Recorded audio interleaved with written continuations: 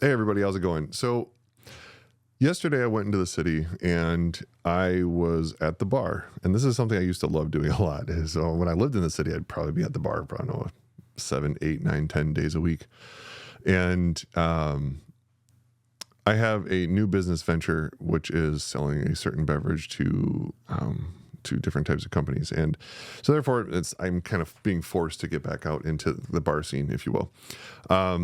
What this also does is it's putting me in contact with real life people again. Normally I'm a hermit. I stay in my office, I only hang out with a couple friends, and I really don't go out and do stuff unless I really leave the entire state. So until I get on a plane, I really don't do much. I just kind of hang out and don't really talk to anybody. I live in my little bubble. And so this has been kind of forcing me to get out and talk to people. And yesterday I had a meeting with a guy. He does like some investment banking stuff. And I was hanging out with just some other people at the bar and just meeting a lot of cool people and what they do. And the talk about, AI and how it's going to come into the job market and stuff is there. And this banker guy was talking to me. He's like, yeah, this AI stuff's crazy. And I was like, yeah, I'm like, this is going to be, it's just the way it's going to decimate jobs is going to be, it's a little bit terrifying, but it's exciting at the same time for what it can do and all, the typical stuff that we talk about. And he was like, oh yeah, well, at least we probably got like 10 years or so before we really got to worry about that. So I was like, what? Like, how are you coming up with that number?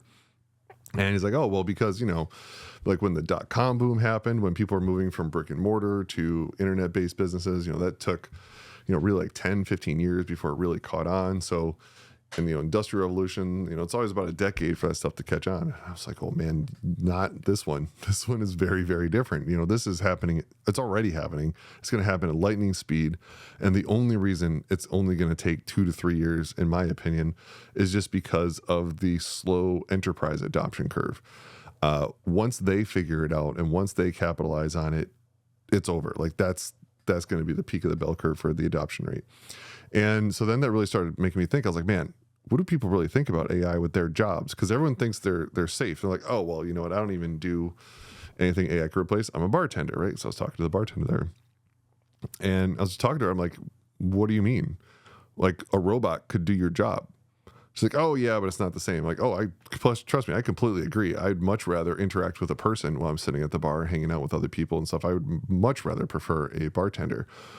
But once you have robots that interface with AI and are completely autonomous, or at least they are autonomous enough to do a specific task, like let's say being a bartender, why do you need a bartender anymore? I mean, don't think of it like from the person's perspective. Think of it from the job owner's perspective, the business owner, right? From a business owner perspective, if we just take the bar, let's say I own a bar. Okay, well, I have to pay that bartender X amount of dollars per hour, 7 days a week, and then they're going to call in sick. They're just going to be pissed off. They might say the wrong thing to a client.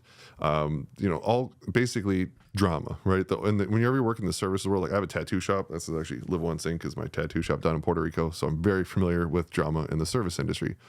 And drama is the biggest killer. That's just what messes up everything. That's how people get fired. That's how lawsuits happen. That's how businesses close, go under. Drama can destroy everything. So if you can incorporate something that costs peanuts compared to what you pay for the person, it eliminates all the drama and risk. You really are going to start weighing that into serious consideration. So if you could buy a robot, just ask, let's say you own a bar and you could buy a robot that costs, let's just say $20,000, and it could pour drinks and make whatever mixed drink you want. And it knows everything out the top of its head. And it's going to pour exactly 1.5 ounces for every shot or 3 ounces for a double, whatever. It's going to do exact pours on everything. It's not going to drink on the job. It's not going to give out free drinks to its friends. It's going to do exactly what it's meant to do. It's almost like a British bartender. So from a customer's perspective, this sounds horrible, but from a business perspective, this sounds amazing, right? Because now you have, for 20 grand, you have one employee, if you will, that can do the whole job and never call in sick. All they just need to do is recharge. So realistically, you probably have 2 of them, one as a backup. Maybe when it's busy, you have 2 robot bartenders out there. So initially, it'll start out as almost like a gimmick, right? Because they won't be that great to begin with, but it's not going to take long for them to be just basically a perfect bartender. And at that point, that's when you're going to have a problem, because what's going to happen is you're going to have people that own bars and say, hey, I can drop 20 grand and get one of these robot bartenders, and it's going to do a phenomenal job. I'm going to make so much money. Or most likely what you're really going to see is people where they're like, man, I can't afford not to. My margins are too thin. My rent has gone up, especially when you're talking like bars in Manhattan and things like that, licensing costs and all this permits and all this other crazy stuff that businesses have to go through. And people just aren't walking through the door. But if I put a robot bartender in there, people are going to come to check out that robot bartender because they're like, this is crazy. I want to see it. So it's a draw. So that's going to get people to come in. You might even be able to raise your prices, but you wouldn't even really have to because you're already saving money from the margins cost of not having that employee. This is just going to catch on everywhere. And it's going to start out in places where having a person bartender isn't going to matter that much. Like airport lounges, airport bartenders, just commercial places like stadiums and things where it's like your job is just to get drinks in and out. They're not talking to you. Everyone's just waiting in line for a drink. Those places will probably do it first. I would imagine some place like Live Nation, like their arenas, like go see a concert. Those bartenders, you're not hanging out at the bar. It does not matter if there's a person there or not. I mean, I think the second that they could do a self-checkout, they're going to do it. The same reason CVS and all like the grocery stores have self-checkout. It's the natural progression of things, except this time you don't have to do it. There's going to be this AI personal bartender there that does it for you. So it's just a bartender type of talk, but that's not far, right? We just saw Tesla and their whole big show about all their stuff coming out, their robo-taxis and buses, and they had Optimus running around and they had Optimus being bartenders. Now, they had people controlling the robots behind the scenes, but the robot was making drinks and everyone thought it was awesome. I mean, it went crazy viral, right? Like everyone was talking about, dude, check out this bartender. But yes, it was controlled by a person on the back end for now. I don't think it's a very hard leap to understand that this is going to be fully automated very quickly and just kind of be left on its own. So it really just comes down to making these things cost effective. Now, are they going to be 20 grand to start? No. They're going to be probably just like you buy a car. It's like, hey, look, you could buy this awesome robot. You're just going to pay a monthly fee over a period of 5 years. So it's like, hey, I want to buy this robot. It's going to cost, let's say it's going to cost me let's say $30,000, but I'm going to buy it over 5 years. I'm going to pay $1,000 a month. So crazy interest and all those rates and all that dumb stuff that you do when you go into debt. But you're only going to pay $1,000 a month for a bartender. That's it. Like the costs are going to be crazy. Now just extrapolate that everywhere. Hotel bars, all these places, like it's going to go really fast. So what's going to happen is you're going to wind up having bars where it's going to be a premium to pay for drinks with a real bartender. And at that point in time, it's probably going to be a mixologist or someone else. What you're going to have is all of your shitty bartenders are going to be wiped off to the face of the earth instantly. The ones that don't give a shit about you, that aren't talking to you, that mess up orders, always calling in sick, doing, messing around the job, not doing everything. All those people, gone.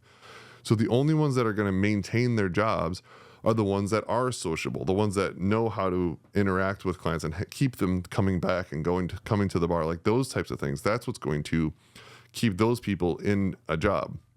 But that's what I would say less than half of the bartenders out there. So it's very easy to say that probably half of the bartenders in the world are going to be replaced by robots with AI backend within the next 2 to 3 years. That's a very safe statement to say. But just take that to every other job. Now look at something like an Amazon warehouse, a fulfillment center, car factories. Everyone is complaining about working at Amazon, right? I mean, it's just constantly you hear strikes and all kinds of stuff. And the work conditions are horrible. People are pooping in bags so they can deliver stuff. I mean, just crazy things that are going on. And I get it. Like the job conditions probably super suck. Actually, a buddy of mine just sent me a text. Elon put a tweet out the other day saying, hey, we don't care about your experience or what school you went to or if you graduated or not. We just care about your code. Send us your code. We're hiring really good people.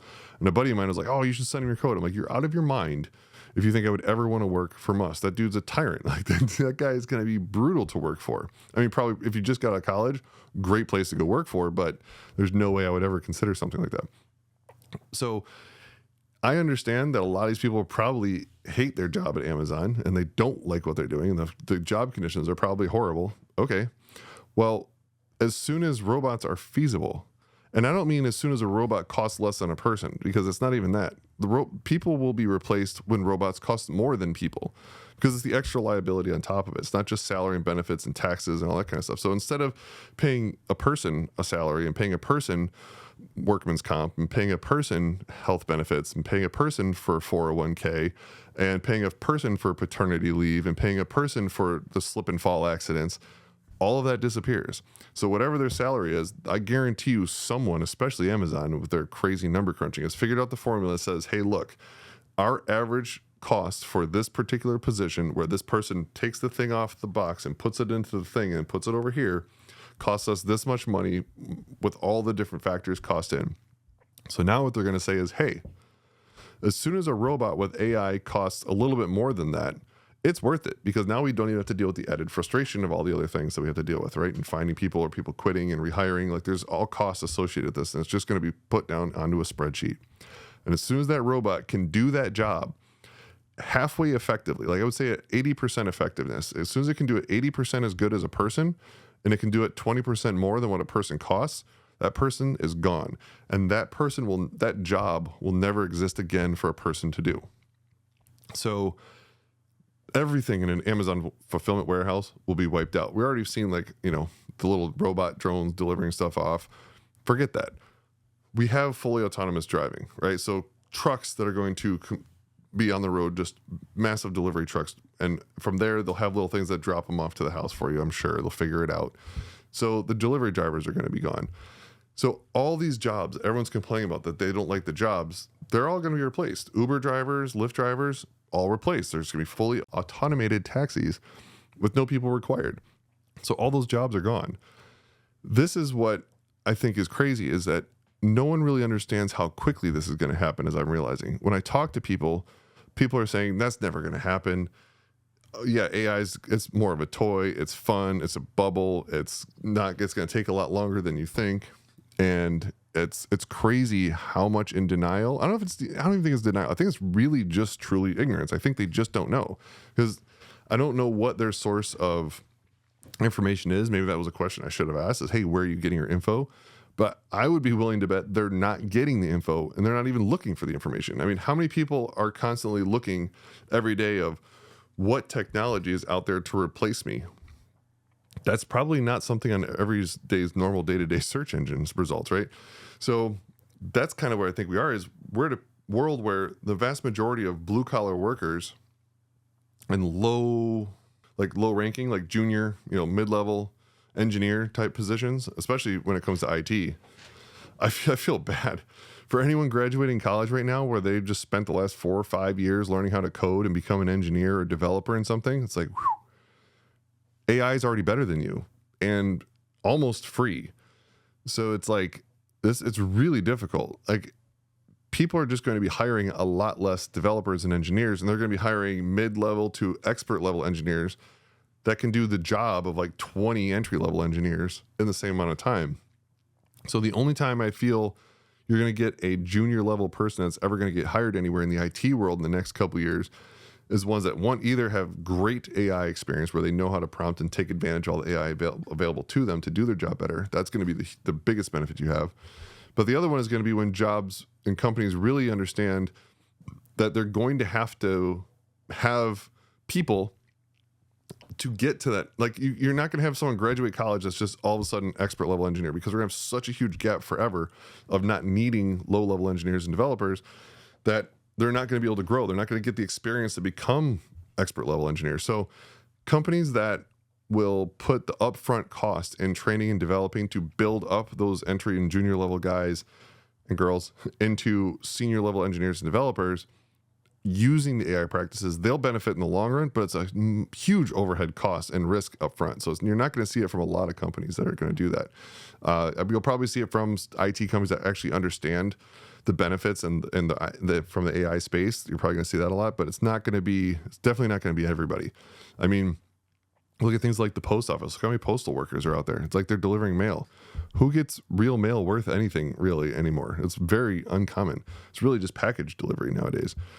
So I don't know, man. I really think the vast majority of just your normal people do not understand and not even understand. They just have it's not even in their realm of reality of what's coming down the pipeline. They have no idea what's happening to them, and it's going to be completely wiped out. The largest help desk company in the world is out of India, and the CEO of the company is just, he said a while back, he's like, this industry is over.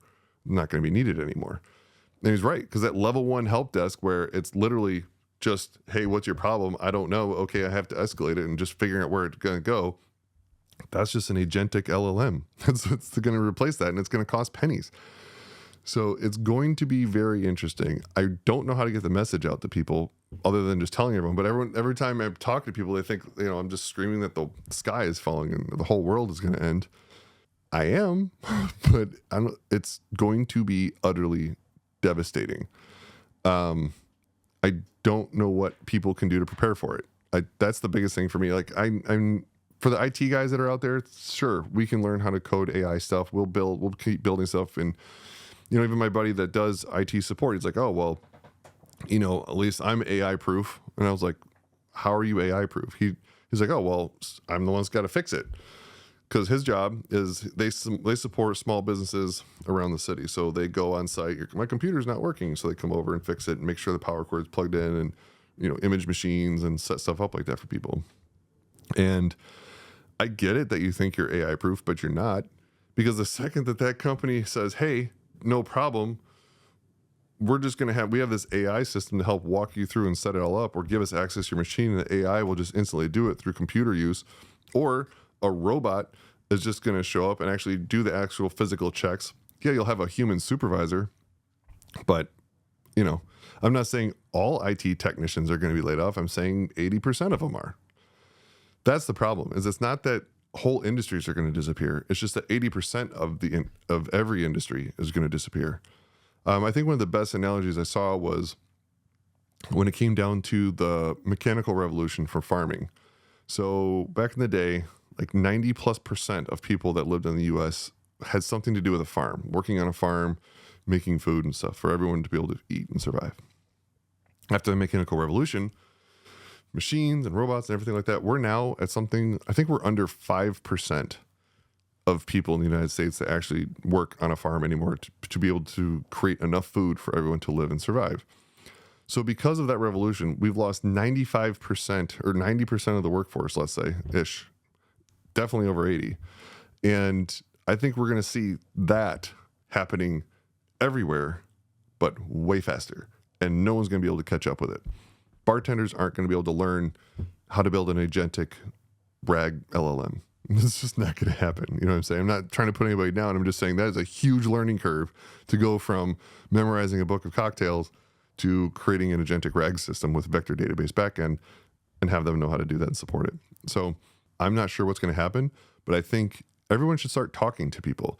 I think we should really start having this communication with people that are not in IT and really ask them, like, hey, what are you doing to prepare for AI?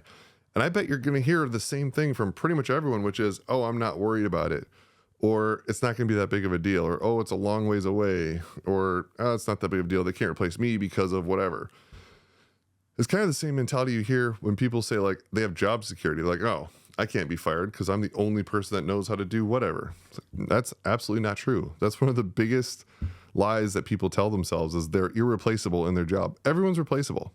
Everyone, no matter how important you are, even if you're the CEO of the company, it doesn't matter. You are replaceable at one point. If you disappear for whatever reason, the company will figure out a way to keep going on. It might suck for a while.